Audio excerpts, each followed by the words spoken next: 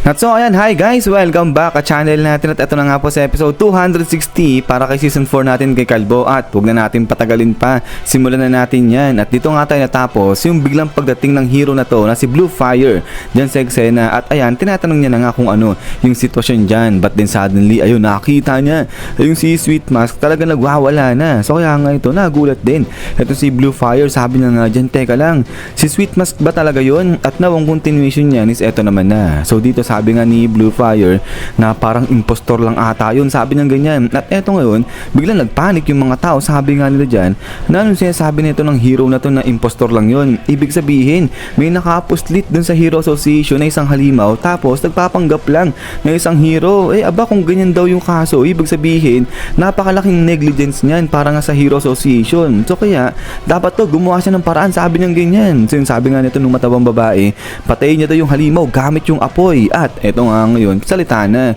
yung parang private squad nga ni Narinki, sabi niya nga dyan na hindi, si Ami Mas talaga yan yung halimaw at ayun nga, nilagay nga raw ni Ami Mas sa kapahamakan yung kanyang sarili, nirisk niya yung kanyang buhay para lang daw iligtas yung mga pasahero dun sa may Ferris wheel. At ito ngayon, napatingin na at si Blue Fire dito sa lalaki, sabi niya nga dyan, pero kasi, at ayun nga, napasigaw na yung si Ami Mas talagang parang nagwawala na nga siya rito at yung mga tao napasigaw na rin pero dahil sa takot. So nagkagulo-gulo na nga sila rito at eto ngayon, salita na itong tatlo. Sabi nga ito nung parang short hair na to na obvious naman daw talagang halimaw yung nilalang na yun tapos nagpapanggap lang siya na kunyari isa siyang hero at eto nga sabi nga nito nung babaeng nakasombrero, hindi naman daw talaga nila nakita ng maayos kung sino yung nagligtas talaga dun sa mga tao sa Ferris wheel kasi nga sobrang usok daw, so paano nila mapapatunayan, paano nila malalaman, so kaya nga ito napasigaw na.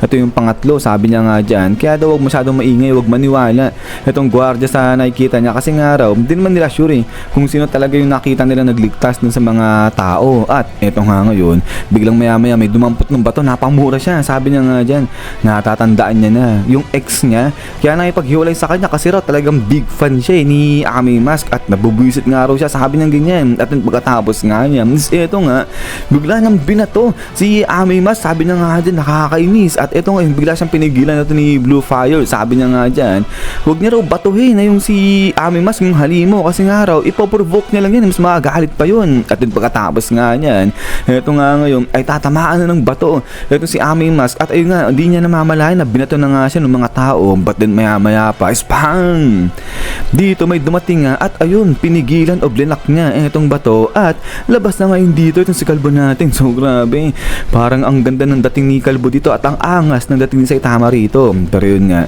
ay parang nasa bad mood dyan itong si Saitama at ayun, napatingin itong si Ami Mask at pagkatapos nga niya ay ayun, biglang tahimik ngayon yung mga tao at ayun si Saitama hindi rin siya nakakibo. At ito ngayon, si Ami Mask nagulat nga siya kasi biglang dumating dyan, nasa harapan niya na itong si Saitama at din maya ito nga katahimikan pa rin dyan, pero yun, talagang naka-close fist pa rin dito itong si Saitama at ito, parang ang dilim nga ng aura ni Saitama at ayun, unti-unti siyang humaharap dun kay Ami Mask pero yun may kita, parang nanginginig dito, nag-shake itong si Ami Mask, kabay maya ay ito nalapitan na ni Saitama itong si Ami Mask at ayun, medyo napatas ng bahagya dyan itong si Ami Mask at maya pa ay biglang salita na itong si Kalbo, sabi niya nga dyan, you're really cool. So ang husay raw nito ni Ami Mask at ayun nga, hindi galit itong si Saitama at bagkos talagang masaya pa siya dahil nga sa ginawa niya ni Ami Mask. At then pagkatapos nga niya na ito nga, nagpatuloy na itong si Saitama, sabi niya nga dyan, naalala niya yung magkasama silang dalawa natin ni Ami Mask dun sa restaurant tapos nagtsatsaa sila, sa isip daw nito ni Saitama na ano raw problema nito ni Ami Mask kasi nga parang di raw maganda yung attitude niya kasi nga di ba parang arrogante kumilos ito si Ami Mask. Pero ito nga sabi ni Saitama, but it turns out na cool guy daw pala, mabuti naman daw palang tao itong si Ami Mask. So kaya ayan, natutuwa itong si Saitama, but then maya pa ito nga, parang di mo alam kung napangiti o parang nahimasmasan itong si Ami Mask. Sabay yun, sabi nga rito ni Ami Mask kay Saitama na ayos, great chance nga raw to, isang magandang opportunity dahil kapag pinatay daw ni Saitama itong si Ami Mask dyan mismo sa pagkakataon na yan, sigurado sisikat itong si Saitama at overnight lang daw sigurado yan, sikat kaagad siya. Pero ito nga, sabi nga ngayon ni Ami Mask, nakakarang karangalan niya yung makita na maisilang yung isang ideal hero. At eto nga, sabi nga ni Saitama, aba talaga naman, di ka pa rin sumusuko pagdating sa bagay niya. Sabi niya ganyan, napakatindi raw, napaka-persistent daw nito ni Ami Mask. Sabi maya-maya, eto nga, salita na ito si Ami Mask. Sabi niya nga rito kay Saitama, na hindi raw ba nakikita ni Saitama, pagmasdan daw maigi ni Saitama yung nangyayari. At saka nga, eto lalo na,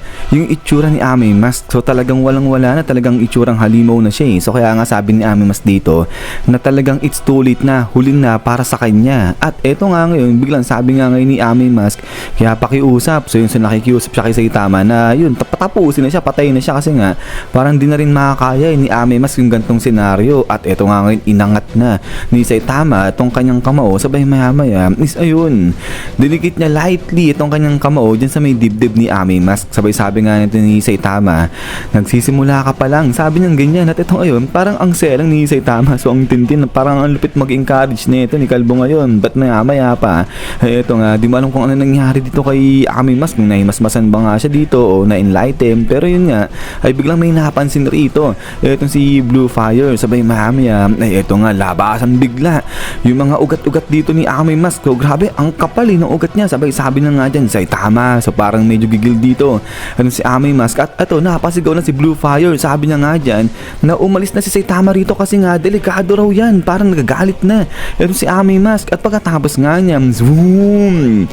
Dito dali-dali ay sinakmal na inatake ni Ami Mask etong si Saitama. Pero yun, nakatayo lang etong si Kalbo. At eto nga ngayon, parang ginagrab na ni Ami Mask etong si Saitama. Pero yung tingin-tingin na si Saitama dyan kay Ami Mask, so parang wala lang sa kanya. At eto nga, salita na etong si Ami Mask. Sabi niya nga dyan, ano raw masabi ngayon ni Saitama dyan sa lakas na tinataglay ni Ami Mask, diba? Napakalakas nga raw ng kanyang monster mode. At eto nga, yung tuloy pa ni Ami Mask kapag wala raw ginawa dyan eto si Saitama. Kumbaga, pag di siya tinapos ni Saitama, ay sisiguraduhin daw nito ni Ami Mask na madudurog siya sa kamay niya mismo. So kaya nga, sabi nga rito ngayon ni Ami Mask kay Saitama, sige, anong decision mo? Anong gagawin mo? Sabi niya ganyan. Sabay maya-maya, ay ito nga, biglang turo-turo ngayon ni Saitama itong kamay ni Ami Mask. Sabay sabi na nga dyan, humawak ka ng maigi. Sabi niya ganyan. Pero yung grabe, talagang labasan rito yung mga pagkakapal-kapal na mga ugat ni Ami Mask sa kanyang braso. At pagkatapos nga niya, boom!